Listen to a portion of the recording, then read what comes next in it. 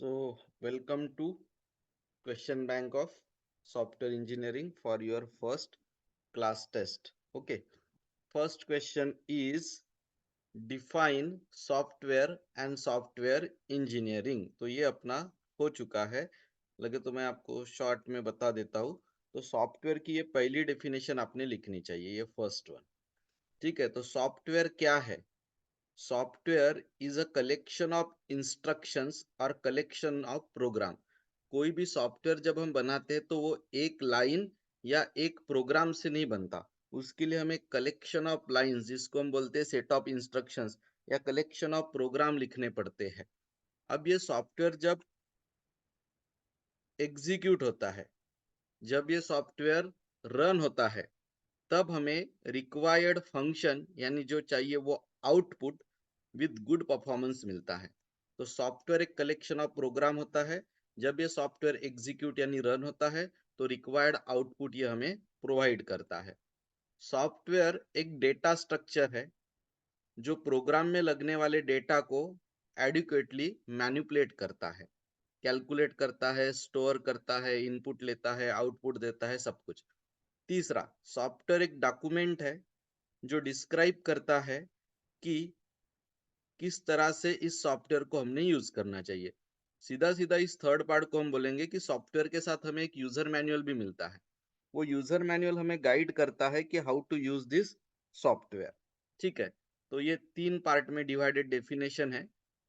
ये अगर आप गलती से भूल गए तो फिर ये सेकंड डेफिनेशन और डायग्राम आपने निकालना है। ये जो दो हिस्से आपको दिख रहे हैं ये सॉफ्टवेयर है।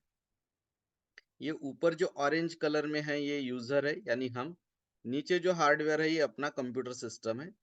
तो यूजर और हार्डवेयर के बीच में जो इंटरफेस या जो कम्युनिकेशन करवाता है वो है सॉफ्टवेयर। जो सॉफ्टवेयर यूजर को सपोर्ट करते वो एप्लीकेशन सॉफ्टवेयर, और जो सॉफ्टवेयर हार्डवेयर को और सिस्टम को सपोर्ट करते वो होते हैं सिस्टम सॉफ्टवेयर। उसी को हम ऑपरेटिंग सिस्टम भी बोल सकते हैं। ठीक है, so this is the definition. So software एक प्रोग्राम होता है या कलेक्शन ऑफ प्रोग्राम्स होता है जो एज अ मीडिएटर काम करता है बिटवीन ये रेड कलर में दिया हुआ कंप्यूटर हार्डवेयर और ऑरेंज कलर में दिया हुआ कंप्यूटर यूजर्स, इन दोनों के बीच में। ठीक है, तो ये हो गया पहला पार्ट। अब है सॉफ्टवेयर इंजीनियरिंग की डेफिनेशन। तो सॉफ्टवेयर इंजीनियरिंग की दो डेफिनेशन है, उसमें से कोई भी आप ध्यान में रखिए। तो सॉफ्टवेयर इंजीनियरिंग क्या है? तो ये एक इस्टेब्लिशमेंट एंड यूज, इस्टेब्लिश यानी बनाना और यूज यानी उसका इस्तेमाल करना। किस चीज का? तो साउंड इंजीनियरिंग प्रैक्टिकल। यहाँ साउंड का मतलब होता है अच्छे क्वालिटी के। बहुत सारी इंजीनियरिंग के प्रिंसिपल्स दिए हैं, प्रैक्टिसेस दिए हैं सॉफ्टवेयर इंजीनियरिंग में। मैं आप बहुत सारे यानी 200 के आसपास। अब ये प्रिंसिपल्स के कुछ एग्जांपल देता हूँ, जैसे कि कीप इट सिंपल यानी डिजाइन सिंपल होना चाहिए। लिसन केयरफुली यानी कस्टमर के रिक्वायरमेंट को केयरफुली लिसन करना चाहिए। प्लान अहेड फॉर रीयूज यानी जो कंपोनेंट्स बनाएंगे वो रीयूजेबल बनाने चाहिए, है ना। उसके बाद में प्लान द मीटिंग, कस्टमर के साथ मीटिंग वेल प्लान होनी चाहिए। ऐसे कुछ प्रिंसिपल्स इस्टेब्लिश किए गए हैं और उनका यूज करना यानी सॉफ्टवेयर इंजीनियरिंग। अब ये जो प्रिंसिपल्स जो मैंने कुछ एग्जांपल दिए, ये प्रिंसिपल अगर हम इस्टेब्लिश करेंगे, यूज करेंगे, तो हमें क्या फायदा मिलेगा? तो हमारे जो सॉफ्टवेयर बनेगा वो इकोनॉमिकल बनेगा, सस्ते में बनेगा, रिलायबल यानी ट्रस्टेड बनेगा, और बहुत इफिशिएंटली काम करने वाला बनेगा। ये एक डेफिनेशन हो गई। दूसरी डेफिनेशन है जो IEEE द्वारा दी गई है। ये एक स्टैंडर्डाइजेशन ऑर्गेनाइजेशन है, ये कंपनी है, इनके द्वारा दी गई डेफिनेशन तीन पार्ट में डिवाइड है। सॉफ्टवेयर इंजीनियरिंग एक systematic, well discipline, quantifiable approach है। Systematic, well discipline, quantifiable approach है जिससे हम सॉफ्टवेयर का डेवलपमेंट कर सकते हैं, सॉफ्टवेयर का यूज कर सकते हैं, उसको रिपेयर करना रहा तो फ्यूचर में मेंटेनेंस कर सकते हैं।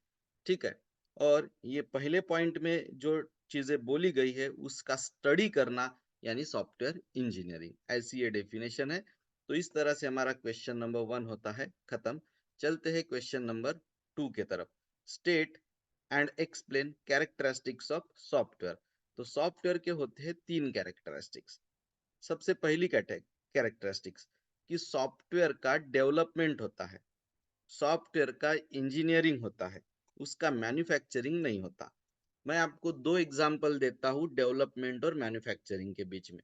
जैसे सॉफ्टवेयर का डेवलपमेंट होता है, सॉफ्टवेयर का इंजीनियरिंग होता है, लेकिन हार्डवेयर का मैन्युफैक्चरिंग होता है। What does it means? जो हार्डवेयर होते हैं ना, वो मशीन मेड होते हैं, तो उसको हम बोलेंगे मैन्युफैक्चरिंग। सॉफ्टवेयर मशीन मेड नहीं होते, तो उसको हम बोलेंगे इंजीनियरिंग या डेवलपमेंट। ये हो गया एक एग्जाम्पल। दूसरा एग्जाम्पल देता हूँ। बिल्डिंग बनाना है, ये डेवलपमेंट है। बिल्डिंग बनाना एक इंजीनियरिंग है, क्योंकि बिल्डिंग मशीन मेड नहीं बनती, ह्यूमन एफर्ट से बनाना पड़ता है। लेकिन प्लास्टिक की चेयर बनाना, ये मैन्युफैक्चरिंग है। ठीक है। सो सॉफ्टवेयर का डेवलपमेंट होता है, इंजीनियरिंग होता है, जबकि हार्डवेयर मैन्युफैक्चर्ड होते हैं। Second, software does not wear out, यानी बार बार इस्तेमाल करने से सॉफ्टवेयर की कोई चीज नहीं होती। सॉफ्टवेयर बार बार इस्तेमाल करने से खराब नहीं होते। मान के चलो आपने 1000 लाइन का सॉफ्टवेयर बनाया, उसको 2 साल बाद यूज करने के बाद 999 लाइन रह गई, एक लाइन ऑटोमेटिक घिस घिस के डिलीट हो गई। ऐसा सॉफ्टवेयर में नहीं होता। तो सॉफ्टवेयर वियर आउट नहीं होता, बार बार यूज करने से खराब नहीं होता। उसको समझने के लिए इस ग्राफ का इस्तेमाल करेंगे हम। पहला जो ग्राफ है वो हार्डवेयर का है। हार्डवेयर में क्या होता है, ये जो इनिशियल पीरियड है, जब हार्डवेयर नया रहता है, तब खराब होने के चांसेस बहुत ज्यादा रहते हैं। और ये जो फाइनल पीरियड है, 4-5 साल बाद, तब हार्डवेयर खराब होने के चांसेस ज्यादा रहते हैं। जैसे कोई गाड़ी की बात करें हम, कोई गाड़ी जब हम नई रहती है तभी भी खराब होने के चांसेस ज्यादा रहते हैं, क्योंकि मैन्युफैक्चरिंग डिफेक्ट हो सकता है उस गाड़ी में। या ये वो अगर गाड़ी मान के चलो 8-10 दिन अच्छी चली, तो फिर समझ जाने का कि गाड़ी में कोई मैन्युफैक्चरिंग डिफेक्ट नहीं है। फिर वो गाड़ी का रूटीन स्मूथ हो जाता है। और फिर 8-10 सालों बाद फिर से फेलियर रेट बढ़ जाते हैं, क्योंकि गाड़ी पुरानी हो जाती है। इसको बाथटब कर्व से नाम से जाना जाता है। ये कर्व ये दिखाता है कि स्टार्टिंग पीरियड और एंडिंग पीरियड में हार्डवेयर का फेलियर रेट ज्यादा रहता है, बीच में हार्डवेयर बिल्कुल स्टेबल काम करता है। ठीक है। उसके बाद में है कि सॉफ्टवेयर का क्या रहता है, सिर्फ इनिशियली फेलियर रेट ज्यादा रह सकता है, क्योंकि कस्टमर इनिशियली यूज करेगा तो कुछ ना कुछ एरर्स आते रहेंगे। जैसे जैसे हम उस एरर को रिमूव करते जाएंगे तो वो एरर फिर से नहीं आती। फिर सॉफ्टवेयर आगे जाके बिल्कुल स्टेबल हो जाता है, फिर वो कभी फेलियर नहीं होता। Like that. सो ये दोनों में डिफरेंस है। तो सॉफ्टवेयर में सिर्फ स्टार्टिंग में फेलियर आने के चांसेस है, once it is stable it will get stable permanently. तीसरा है कि सॉफ्टवेयर एक कंपोनेंट बेस्ड असेंबली से बनते हैं। छोटे छोटे कंपोनेंट्स को ज्वाइन करके सॉफ्टवेयर बना जाता है, उसको बोला जाता है कंपोनेंट बेस्ड असेंबली। और सॉफ्टवेयर कस्टम बिल्ट होते हैं, यानी हर किसी की रिक्वायरमेंट सॉफ्टवेयर की अलग होती है। ठीक है। For every one the requirement of software is different different. मेरे ऑर्गेनाइजेशन के लगने वाला सॉफ्टवेयर अलग होगा, वही टाइप का सॉफ्टवेयर किसी और ऑर्गेनाइजेशन को लगेगा, तो उसमें थोड़े डिफरेंसेस लगेंगे। ये सब। तो ये दूसरा भी हो गया। तीसरा है, list any two selection criteria for software process model। Explain in short. कोई भी दो सिलेक्शन क्राइटेरिया हमें बताना है कि on which basis we can select the software. तो सॉरी, सॉफ्टवेयर मॉडल, कौन सा मॉडल यूज करना। तो सिलेक्शन क्राइटेरिया मैं आपको 3 समझा देता हूँ। देखिए, हमने कौन से मॉडल देखे पर्सपेक्टिव में, हमने वाटरफॉल देखा, प्रोटोटाइप देखा, रैड, इंक्रीमेंटल, स्पाइरल, बहुत सारे मॉडल्स हमने देखे। एजाइल की बात करें तो scrum, DSDM, extreme programming, crystal, ये सारे हमने देखे। तो जब इतने सारे मॉडल्स हमने सीखे हैं, तो ऐसे कुछ क्राइटेरियाज तो होंगे जिसके बेसिस पे हम डिसाइड करें कि कब कौन सा मॉडल यूज करना है, या कौन से केस में कौन सा मॉडल यूज नहीं करना है। वो हमें यहाँ पे बताना है कि criteria to choose the model. तो सॉफ्टवेयर प्रोसेस मॉडल चूज करते वक्त मैं आपको यहाँ पे 4-5 क्राइटेरिया समझाता हूँ। तो एक, प्रोजेक्ट किस टाइप का है, उस बेसिस पे हम मॉडल चूज कर सकते हैं। प्रोजेक्ट कितना रिस्की है, सक्सेस चांसेस ज्यादा है कि रिस्क आने के चांसेस ज्यादा है, उसके बेसिस पे भी आप डिसीजन ले सकते हैं। प्रोजेक्ट के रिक्वायरमेंट स्टेबल है कि चेंज होने वाले हैं, उस बेसिस पे भी आप डिसाइड कर सकते हैं कि कौन सा मॉडल लेना है। यूजर्स कैसा है, यूजर सपोर्टिव है क्या, रोज अवेलेबल है क्या आपको टाइम देने के लिए कि नहीं है, उसके बेसिस पे। उसके बाद में प्रोडक्ट का साइज कितना है, बड़ा है कि छोटा है, ज्यादा कॉम्प्लेक्स है कि सिंपल है, फंड पैसा अच्छा खासा अवेलेबल है कि पैसों की रिस्ट्रिक्शन है। ये 7 चीजों के ऊपर से हम मॉडल डिसाइड कर सकते। टाइप ऑफ प्रोजेक्ट, प्रोजेक्ट की रिस्क कितनी है, प्रोजेक्ट के रिक्वायरमेंट स्टेबल है कि रोज रोज चेंज होने वाले हैं, यूजर इन्वॉल्वमेंट अच्छी रहेगी क्या, यूजर के पास फ्री टाइम है क्या रोज आपको सपोर्ट करने के लिए कि नहीं है, प्रोजेक्ट की साइज बड़ी है या छोटी है, कॉम्प्लेक्सिटी ज्यादा है या सिंपल है, फंड सफिशिएंट अवेलेबल है क्या। On this ground you can take a decision कि which process model to use. जैसे यहाँ पे पहला सिलेक्शन क्राइटेरिया दिया है प्रोजेक्ट टाइप और एसोसिएटेड रिस्क, प्रोजेक्ट का टाइप और एसोसिएटेड रिस्क, इस बेसिस पे यहाँ पे जो दिए है इधर ये सब प्रोजेक्ट के टाइप्स है, ये टाइप्स और रिस्क है, ये ब्लू से जो मैं हाईलाइट कर रहा हूँ ये सब प्रोजेक्ट के टाइप्स एंड रिस्क है, और ये जो रेड से हाईलाइट कर रहा हूँ ये सब मॉडल्स के नाम है। जिसके सामने यस लिखा है मतलब उस केस में वो मॉडल वहां अप्लीकेबल टू यूज है, जिसके सामने नो लिखा है इन दैट केस वो मॉडल वहां अप्लीकेबल टू यूज नहीं है। जैसे कि मैं आपको एग्जांपल बताता हूँ, मान के चलिए ये जो रिक्वायरमेंट्स है ये रिक्वायरमेंट्स रिलायबल है, रिलायबिलिटी नहीं, रिलायबिलिटी ऑफ रिक्वायरमेंट। तो अगर ये रिक्वायरमेंट रिलायबल नहीं है तो फिर आप वाटरफॉल मॉडल यूज नहीं कर सकते। रिलायबिलिटी ऑफ रिक्वायरमेंट अगर प्रॉब्लम में है तो आप वाटरफॉल प्रोटोटाइप मॉडल वगैरह यूज नहीं कर सकते, स्पाइरल मॉडल यूज कर सकते। रिक्वायरमेंट्स रिलायबल नहीं रहा तो भी स्पाइरल मॉडल यूज कर सकते, फॉर्मल मेथड यूज कर सकते। रिक्वायरमेंट्स रिलायबल नहीं है यानी रिक्वायरमेंट्स अगर रोज रोज चेंज हो रही,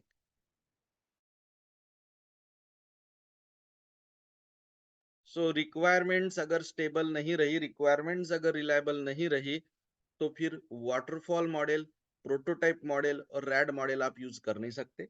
इसमें रिक्वायरमेंट्स अच्छे से पता होना जरूरी है। हाँ, स्पाइरल और फॉर्मल मेथड्स में रिक्वायरमेंट चेंज हुई तो भी कोई इशू नहीं है, ठीक है। उसके बाद में स्टेबल फंड, तो waterfall model, prototype model, red, formal method model, ये स्टेबल फंड रहा तो बहुत अच्छा है। स्पाइरल मॉडल में फंडिंग कम ज्यादा रहा तो भी चलता है क्योंकि स्पाइरल मॉडल में टाइम टू टाइम कॉस्ट को कम ज्यादा किया जा सकता है। रीयूजेबल कंपोनेंट, तो अगर मतलब सीधा सीधा देखिए इतना कुछ रिजिडली आपको यस नो ध्यान में रखने की जरूरत नहीं है। ये टेबल आपको एक ओवरऑल आइडिया दे देती है कि किस केस में कौन सा मॉडल यूज करना है, किस किस केस में कौन सा यूज नहीं करना है। थोड़ा बहुत यस नो एक आधी केस में आपका ये भी हो गया तो कोई इशू नहीं उतना, लेकिन मेजर मिस्टेक मत करिए, ठीक है। जैसे अगर आप ये बोल रहे स्टेबल फंड, यहाँ पे यस भी रहा तो मेरे ख्याल से कोई प्रॉब्लम नहीं, फंड स्टेबल है तो स्पाइरल को कौन सा इश्यू होने वाला है, ठीक है, लाइक दैट। उसके बाद भी एक क्राइटेरिया है जैसे कि selection on the basis of requirement of the project. अगर रिक्वायरमेंट्स अर्ली प्रॉपरली डिफाइंड है तो वाटरफॉल के लिए भी अच्छा है, रैड के लिए भी अच्छा है। ये तीनों के लिए अच्छा नहीं है ऐसी बात नहीं है। प्रोटोटाइप, स्पाइरल और फॉर्मल मेथड में रिक्वायरमेंट थोड़ी लेट पता चली तो भी चल जाता है, ठीक है। वाटरफॉल और रैड ऐसे जिसमें रिक्वायरमेंट बिल्कुल पहले स्टेज पे ही फुल्ली अवेयर होना जरूरी है, ठीक है, क्योंकि वाटरफॉल में बाद में आप पीछे जा नहीं सकते और रैड में इतना फास्ट डेवलपमेंट होता है कि 8-10 दिन बाद अगर नई रिक्वायरमेंट आई तब तक तो आधा प्रोडक्ट बन चुका होता है। सो दैट्स वाई वाटरफॉल और रैड के केस में रिक्वायरमेंट अर्ली पता होना जरूरी है। प्रोटोटाइप, स्पाइरल, फॉर्मल मेथड में अर्ली पता हुआ तो बहुत ही अच्छा, नहीं हुआ तो भी कोई इशू नहीं है, ठीक है। Requirements are easily defined, waterfall के लिए, रैड के लिए और फॉर्मल मेथड के लिए बहुत अच्छा है अगर रिक्वायरमेंट बिल्कुल स्टेबल और क्लियरली डिफाइंड रहा तो। प्रोटोटाइप मॉडल और स्पाइरल मॉडल ऐसे है कि जिसमें रिक्वायरमेंट स्टेबल नहीं भी रही, चेंज भी होती गई, गलत भी रही, बाद में रिपेयर भी करना पड़ा तो आसानी से हो जाता है। रिक्वायरमेंट्स रोज रोज बदल रही, चेंज फ्रीक्वेंटली, तो वाटरफॉल मॉडल और रैड मॉडल आप यूज नहीं कर सकते।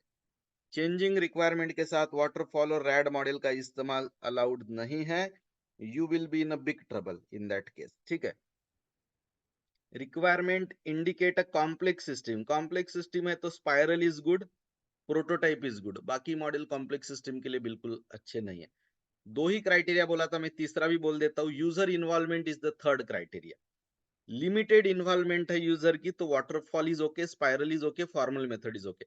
इनमें यूजर की रिक्वायरमेंट उतनी ज्यादा नहीं है। यूजर पार्टिसिपेशन सभी फेज में अगर चाहिए है आपको, ठीक है, तो फिर आप प्रोटोटाइप और रैड मॉडल इज गुड। तो ऐसे अलग अलग क्राइटेरियाज है, ठीक है। और क्राइटेरियाज मैं आपको बता सकता हूँ, जैसे अगर सिस्टम वेल डिवाइड हो ही नहीं रहा तो क्या आप रैड मॉडल का यूज कर सकते क्या। If system is undivisible can you use the RAD model. RAD model हो गए, इंक्रीमेंटल मॉडल हो गए, जिसमें हम सिस्टम को मॉड्यूल्स में डिवाइड करते हैं। तो वो तो तभी पॉसिबल है अगर सिस्टम वेल डिवाइड हो तो। अगर सिस्टम वेल डिफाइंड डिवाइड नहीं हो रही है, डिवाइड एंड कॉन्कर अप्रोच नहीं है, तो आप फिर इंक्रीमेंटल और रैड मॉडल यूज ही नहीं कर सकते। So there are different criterias on the basis of which the decision needs to be taken about which model to use. ठीक है, तो ये भी कर दिया मैंने। फोर्थ पे चलते हैं, state need of software requirement specification. SRS की नीड क्या है, and state the characteristics of SRS. तो सबसे पहले मैं आपको एसआरएस समझा देता हूँ क्या है। तो ठीक है,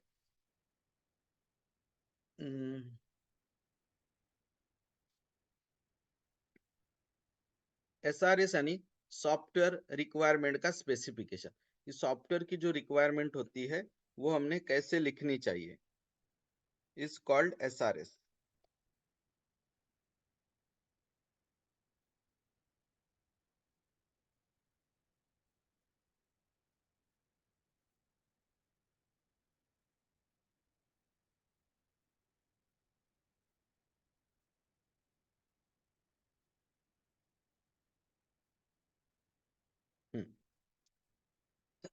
यहाँ से शुरू हो रहा है टॉपिक।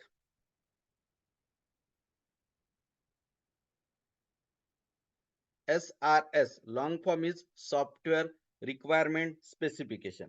आपण ज्या रिक्वायरमेंट गॅदर केलेल्या आहे त्या सिस्टमॅटिक फॉर्म मध्ये एका पेजवर शो करणे म्हणजे SRS।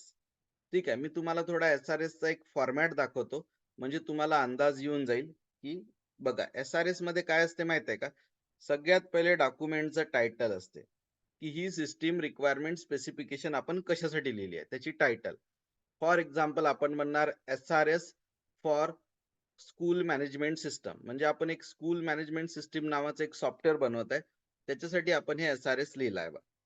किंवा SRS for the bank management system, एक बँक मॅनेजमेंट सिस्टम नावाचं सॉफ्टवेअर आहे, त्याच्यासाठी आपण हे SRS बनवलंय, असा त्याचा अर्थ होतो। ठीक आहे, दुसरी गोष्ट असते ते SRS लिहिलं कोण, ऑथर, म्हणजे कोण आहे तो ज्यांनी हा SRS वेल फॉर्मॅटेड डॉक्युमेंट मध्ये लिहिला, त्याचं नाव। ठीक आहे, that is the author of our SRS। Next is affiliations. Okay, तर हे एफिलिएशन्स एखादा एक्झाम्पल तू सांगतो मी पुढे। ऍड्रेस, त्या लिहिणाऱ्याचा डेट, हे डॉक्युमेंटचं व्हर्जन। तुम्ही म्हणाल SRS ला व्हर्जन कशाला असते सर, बघा SRS जो लिहितो तो फ्युचर मध्ये बदलू शकतो।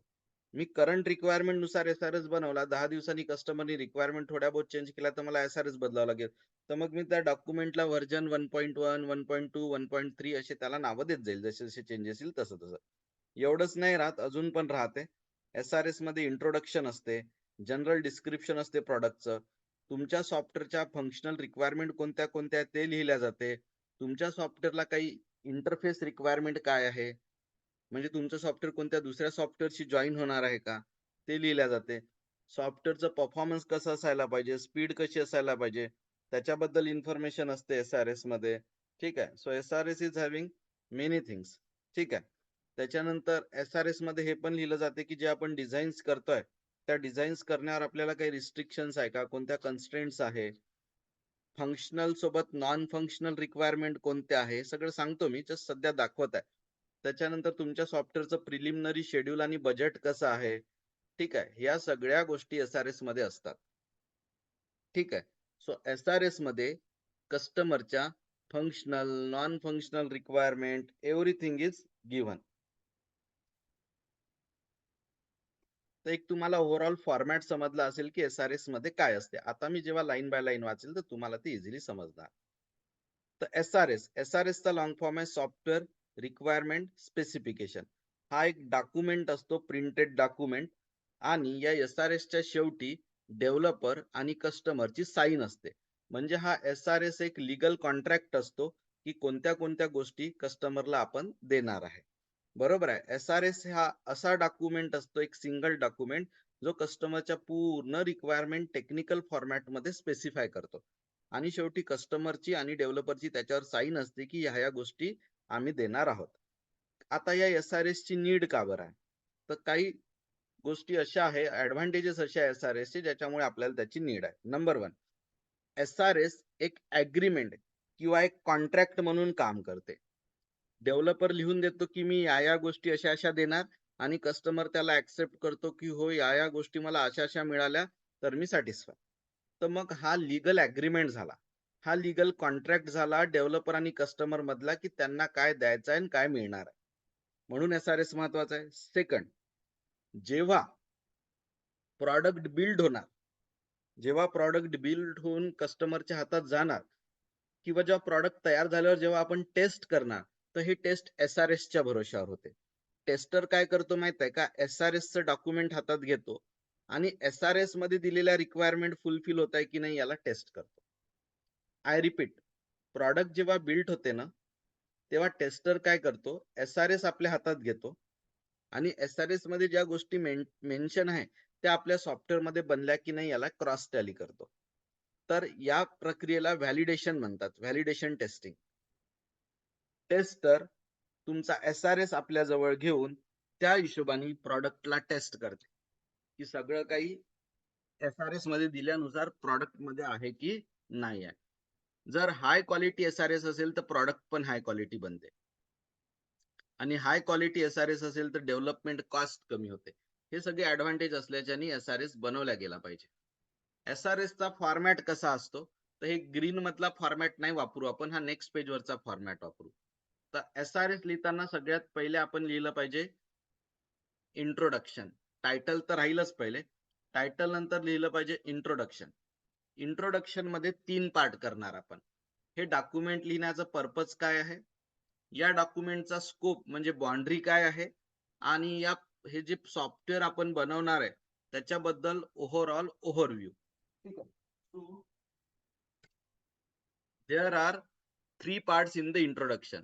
हे डॉक्युमेंटचा पर्पज काय आहे, हा डॉक्युमेंटचा स्कोप म्हणजे कशासाठी बनवलेला आहे, लिमिट किती आहे, कोणत्या गोष्टींसाठी लिहिलेला आहे, स्कोप इज बाउंड्री, आणि ओव्हरव्ह्यू म्हणजे इंट्रोडक्शन ऑफ दिस सॉफ्टवेअर. हे जनरल डिस्क्रिप्शन मध्ये आपण लिहिणार की युजरला काय काय पाहिजे आहे वगैरे, हे सगळं जनरल डिस्क्रिप्शन. रिक्वायरमेंट 2 टाईपचे असतात, फंक्शनल आणि non functional.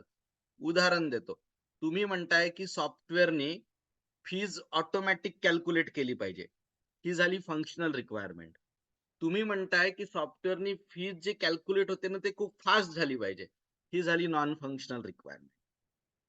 Fees accurately calculate झाली पाहिजे, फंक्शनल. फास्ट झालं पाहिजे काम, इज नॉन फंक्शनल. फास्टर होणे हा परफॉर्मन्स इश्यू आहे, हा ही रिक्वायरमेंट नाही आहे फंक्शनल. ठीक आहे. So this is the best example. तुमच्या सॉफ्टवेअर मध्ये कोणते कोणते मॉड्यूल्स तुम्हाला बनवून पाहिजे त्याला म्हणतात फंक्शनल रिक्वायरमेंट. तुमचं सॉफ्टवेअर यूज करायला इझी पाहिजे, तुमचं सॉफ्टवेअर फास्ट पाहिजे, गुड लुकिंग पाहिजे, ह्या फंक्शनल रिक्वायरमेंट नाहीये, या नॉन फंक्शनल रिक्वायरमेंट झाल्या. आय रिपीट, कोणते मॉड्यूल्स तुमच्या सॉफ्टवेअर मध्ये हवे आहे that is a functional requirement. मग सॉफ्टवेअरची स्पीड चांगली पाहिजे, इझी टू यूज पाहिजे, ग्राफिकल युजर इंटरफेस अट्रॅक्टिव्ह पाहिजे, युजर फ्रेंडली पाहिजे, हे झाले नॉन फंक्शनल रिक्वायरमेंट. तर फंक्शनल रिक्वायरमेंट लिहायच्या सगळ्या. इंटरफेस रिक्वायरमेंटचा अर्थ होतो की तुमचं हे बनलेलं सॉफ्टवेअर दुसऱ्या कोणत्या सॉफ्टवेअरशी जॉईन होणार आहे का. बरोबर आहे. जसं फॉर एक्झाम्पल माझ्याजवळ थंब मशीन आहे अटेंडन्ससाठी, आणि एक सॅलरी कॅल्क्युलेशनचं सॉफ्टवेअर आहे. तर थंब मशीन मधून आलेला डेटा कोणाशी इंटरफेस करायचा आपल्याला, सॅलरी सॉफ्टवेअरशी. म्हणजे थंब मधून अटेंडन्स घेईल आणि सॅलरी सॉफ्टवेअर त्याच्यावरून सॅलरी कॅल्क्युलेट करेल. तशा काही इंटरफेस रिक्वायरमेंट आहे का, तुमचं सॉफ्टवेअर दुसऱ्या सॉफ्टवेअरशी जॉईन होणार आहे का, जॉईन होणार असेल तर ते सॉफ्टवेअर कोणत्या लँग्वेज मध्ये बनलं आहे, हे सगळं. Performance requirement is speed, memory, efficiency, हे सगळं. डिझाईन कन्स्ट्रेंट, आपलं हे सॉफ्टवेअर बनवताना आपल्यावर काही गव्हर्नमेंटच्या हार्डवेअरच्या याच्या त्याच्या रिस्ट्रिक्शन्स आहे. एक उदाहरण सांगतो, ज्या कंपनीसाठी मी सॉफ्टवेअर बनवत आहे त्या कंपनीत जुने पीसी आहे, जुने लॅपटॉप्स आहे, फार ऍडव्हान्स डिव्हाइस नाही आहे. तर मग मला डिझाईन करताना असंच बनवावं लागेल की ते त्या प्रकारच्या कम्प्युटरवर रन झाले पाहिजे. तर डिझाईन करताना फायनान्शियल कन्स्ट्रेंट, हार्डवेअर कन्स्ट्रेंट, भरपूर साऱ्या गोष्टी असतात.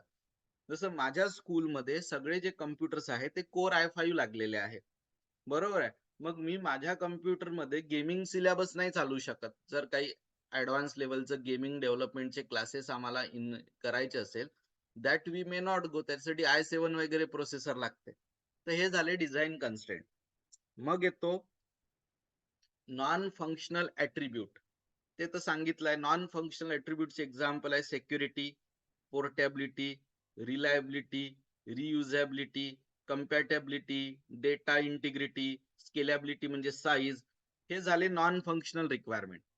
तुमच्या सॉफ्टवेअर मध्ये कोणते कोणते मॉड्यूल्स पाहिजे is the functional requirement.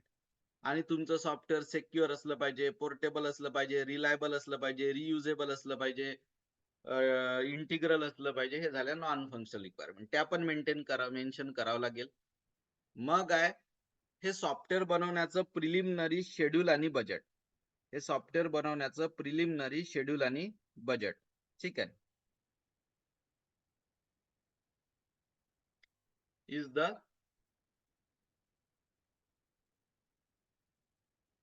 Eight part. आणि 8 बुक मध्ये असते अपेंडिक्स. ठीक आहे. Abbreviation, acronymy, short terms, page number, हे ते सगळं राहते आणि शेवटी लिहून ते. तर इतक्या सगळ्या गोष्टी एसआरएस मध्ये असल्या पाहिजे. चांगला एसआरएस च्या कॅरेक्टरिस्टिक्स. तुम्ही लिहिलेला एसआरएस करेक्ट असला पाहिजे. तुम्ही लिहिलेला एसआरएस कम्प्लीट असला पाहिजे. तो कन्सिस्टंट असला पाहिजे. प्रॉपर जे तुम्ही सिम्बॉल्स यूज करता, हे करता, ते सगळ्या जागी प्रॉपर सेम असले पाहिजे. नाही तर तुम्ही एका जागी अँड लिहिताय, एका जागी तो शॉर्टकट वाला अँड करताय, किंवा एका जागी ऍरो काहीतरी वेगळंच दाखवताय, दुसऱ्या जागी ऍरो काहीतरी वेगळंच दाखवताय. एखाद्या जागी तुम्हाला इनहेरिटन्स दाखवायचं असेल तर स्टुडंट मधून सपोज एक पर्सन नावाचा क्लास तयार झाला आहे असं दाखवत आहे, दुसरीकडे त्याला ऍरो असा उलटा काढत आहे. तर असे इनकन्सिस्टन्सी नका ठेवू. कन्सिस्टंट पाहिजे. अनअम्बिग्युअस, विदाउट एनी कन्फ्युजिंग पाहिजे.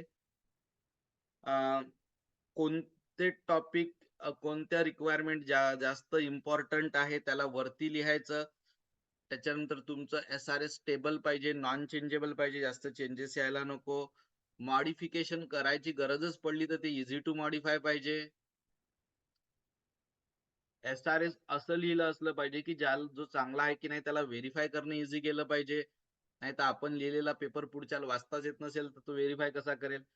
ठीक आहे. त्याच्यानंतर कोणती रिक्वायरमेंट कोणत्या युजरनी सांगितली, केव्हा सांगितली, त्याची ट्रेसेबिलिटी असली पाहिजे. तुमच्या एसआरएस मध्ये जे मॉड्यूल्स तुम्ही दिलेले आहे ते इंडिपेंडंट असले पाहिजे एकमेकांपासून. एकमेकांवर डिपेंडंट मॉड्यूल जर तुम्ही मेन्शन केलं तर काय होते सांगतो. एका जागी चेंज करायला गेलं तर दुसऱ्या जागी चेंज होतं. आणि तुम्हाला मी आधीच सांगितलं होतं, हे एसआरएस सगळ्यात शेवटी टेस्टर आपल्या हातात घेऊन एसआरएस नुसार प्रॉडक्ट बनलाय की नाही चेक करतो. तर एसआरएस असं असलं पाहिजे की ज्याने तुमचं प्रॉडक्ट टेस्ट करणं इझी झालं पाहिजे. ठीक आहे. तर एकदा परत सांगतो कोणत्या कोणत्या कॅरेक्टरिस्टिक्स आहे गुड एसआरएसच्या. तर करेक्ट पाहिजे, कम्प्लीट पाहिजे,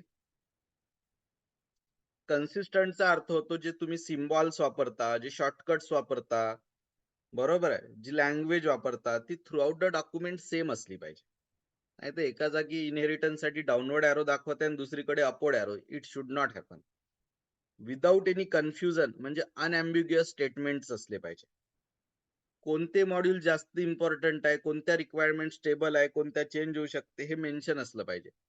मॉडिफाय करायला इझी असला पाहिजे. शेवटी व्हेरीफाय करणं इझी असलं पाहिजे. कोणती रिक्वायरमेंट कोणत्या युजर कडून आली, केव्हा आली, काय आली, कोणतं मॉड्यूल कोणत्या रिक्वायरमेंट वरून बनले आहे, हे सगळं ट्रेस करता आलं पाहिजे. जे मॉड्यूल्स बनवता ते इंडिपेंडंट बनवा. म्हणजे एका मॉड्यूल मध्ये चेंज आलं तर दुसऱ्यामध्ये यायला नको. आणि असं एसआरएस बनवा की ज्याने फ्युचर मध्ये सॉफ्टवेअर टेस्ट करता येईल. शेवटी टेस्टर काय करतो, एसआरएस घेतो आणि एसआरएस मध्ये ज्या ज्या गोष्टी मेन्शन आहे त्या सॉफ्टवेअर मध्ये फुलफिल होतात का हे चेक करतो. झालं तर सॉफ्टवेअरला सक्सेस आहे दाखवते, नाही तर फेल्युअर आहे म्हणून रिजेक्ट करतो. ठीक आहे. तर हे सगळं एसआरएस आहे. शॉर्ट मध्ये रिवाइज करतो. एसआरएस चा लॉंग फॉर्म आहे सॉफ्टवेअर रिक्वायरमेंट स्पेसिफिकेशन. हे एक रिटर्न डॉक्युमेंट आहे. ठीक आहे. आता याची नीड का बरं आहे, तर हा डेव्हलपर आणि कस्टमर मधला कॉन्ट्रॅक्ट आहे. बरोबर आहे. त्याच्यानंतर यांनी टेस्टर शेवटी प्रॉडक्टला व्हॅलिडेट करतो की प्रॉडक्ट बरोबर बनला की नाही. हाय क्वालिटी SRS असेल तर प्रॉडक्ट हाय क्वालिटी बनते, हाय क्वालिटी SRS असेल तर कॉस्ट रिड्यूस होते. एवढे सगळे बेनिफिट आहे.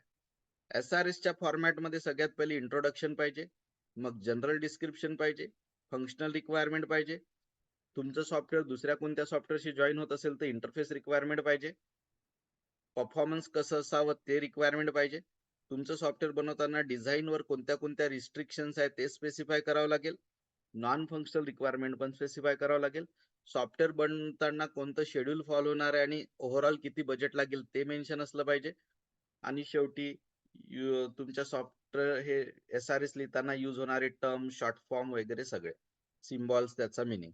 गुड SRSच्या 10 कॅरेक्टरिस्टिक्स आहे: correctness, completeness, consistent, unambiguous, ranking for importance and stability, easy to modify, easy to verify, traceability, design should be independent आणि इझी टू टेस्ट.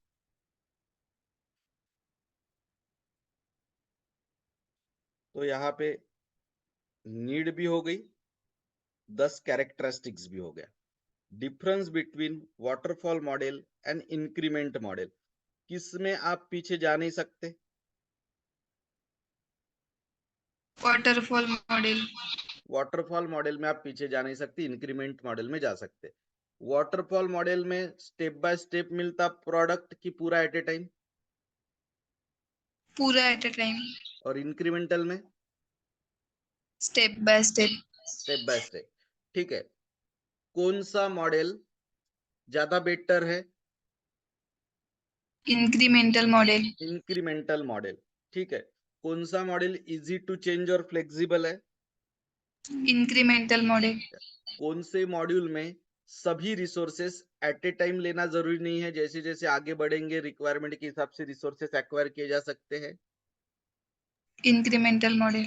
यस, बहुत सारा ये. ठीक है, कौन सा मॉडल टाइम और कॉस्ट के हिसाब से ज्यादा इफिशिएंट है?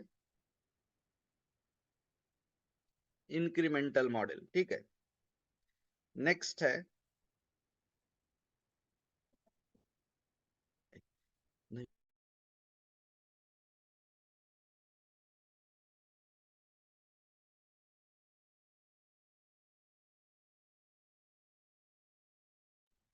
Okay, next is explain negotiation task of requirement engineering. Requirement gathering जे आपण करत असतो ना, त्याच्यात टोटल 7 स्टेप असतात, 7. ठीक आहे, त्या 7 मधली एक स्टेप आहे निगोशिएशन. ती समजून सांगतो मी तुम्हाला.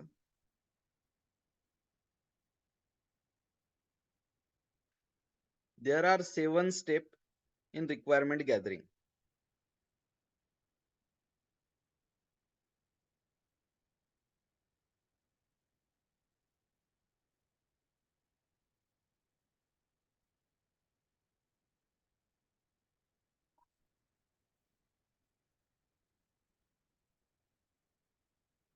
लेट मी, ठीक आहे.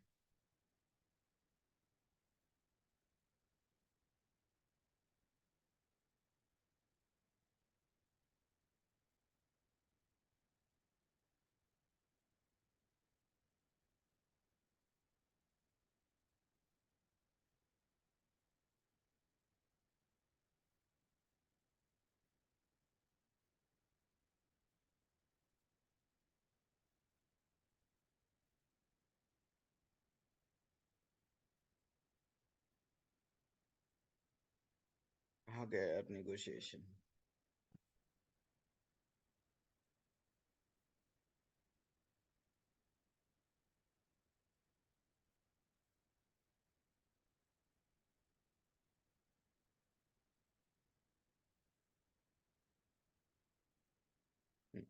पहली फेज होती है इंसेप्शन यानी शुरुआत, दूसरी होती है इलिसिटेशन यानी रिक्वायरमेंट पता करना, तीसरी स्टेप होती है एलोबरेशन, रिक्वायरमेंट का डिटेल में स्टडी करना, चौथी स्टेप होती है निगोशिएशन. निगोशिएशन क्या होता है बताता हूं मैं. निगोशिएशन में हम 2-3 चीजों के बारे में निगोशिएट करते. नंबर 1, की सपोज आपल्याला टोटल 5 मॉड्यूल द्यायचे असेल, तर तुम्ही ते मॉड्यूल पहिले देण्याचा प्रयत्न करता जे तुमच्याकडे रेडी आहे. आणि कस्टमरला ते मॉड्यूल पहिले पाहिजे असते ज्याची त्याला पहिले आवश्यकता आहे. तर आपण कोणतं मॉड्यूल केव्हा द्यायचं याच्यामध्ये आपल्याला निगोशिएट करावं लागते. आपल्याला डेव्हलपमेंट शेड्यूल मध्ये निगोशिएट करावं लागते. आपल्याला कॉस्ट मध्ये निगोशिएट करावं लागते. बरोबर आहे की नाही? या सगळ्या गोष्टीत आपल्याला निगोशिएट करावं लागते. निगोशिएटचा अर्थ होतो तडजोड करणे. जसं मार्केटमध्ये तुम्ही भाजीपाला विकत घ्यायला गेले, तो म्हणतो की 40 रुपये किलो, तुम्ही म्हणता की 30 रुपये किलो द्या, शेवटी 35 वर सेटल्ड होते तशा type. That is called negotiate. ठीक है, अभी एक मिनट रुकिए.